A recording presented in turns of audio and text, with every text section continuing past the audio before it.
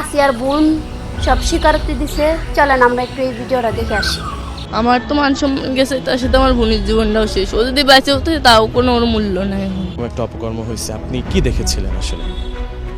আমি, আমার বোন আর আমার হাজব্যান্ড একসাথেই ঘুমাইছিলাম। ও একটু কথা করছিল আপা আমার অনেক কষ্ট হচ্ছে আর অনেক উঠতেছে। আমি ভাবছি তো ফ্লোরের পর অনেকক্ষণ পড়েছিল, ও তো খেয়াল করিনি।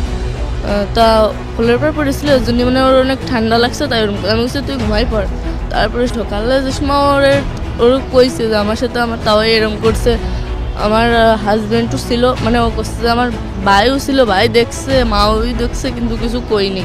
কারণ ওরে তো একবারে মারিয়েই ফেলতে চাইছিল, মানে কেউ টের পাইছে জিনিস সারি বলছে যে তুই যদি কিছু কোস তাহলে তোর বোনটা একবারে মারিয়ে ফেলবেন, কেউ টের পাবেন না। আমার সাথেও এরকম এর আগে একবার হয়েছে।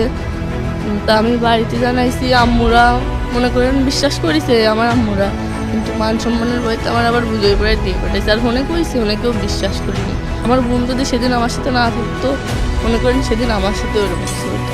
আপনার স্বামী এবং আপনার শ্বশুরকে তো পুলিশ আটক করেছে, কি চান আসলে? তাকে তো ফাঁসি হওয়া উচিত।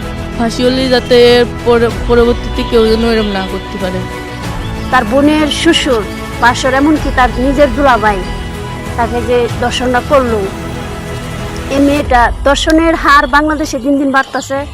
আসলে বাংলাদেশে দর্শনের শাস্তি কম হয়, এই জন্য দর্শকরা পেয়ে যায় যে আরো বেশি সাহস পায়। সৌদি আরবের মতো হতো যে দর্শন করছে পাথর নিক্ষেপ করা বা ফাঁসি দেওয়া সবার সামনে মারতো, তাহলে বাংলাদেশে এরকম দর্শকের হার বাড়তো না। আসিয়ার বোনের সাথেও এরকম করার চেষ্টা হয়েছিল। আসিয়ার বোন তার ফ্যামিলিকে জানাইছে, কিন্তু ফ্যামিলি ততটা গুরুত্ব দেয় নাই।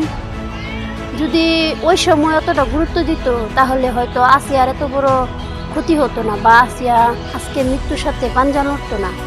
তাই আমরা চাই দর্শকের সর্বোচ্চ শাস্তি ফাঁসি।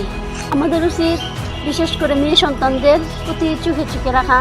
কোথায় বেড়াতে যায়, বোনের বাড়ি বেড়াতে যায় বা বোনের বাড়ি থেকে পড়াশোনা করে, ওই দিকে একটু বেশি নজর দেওয়া উচিত।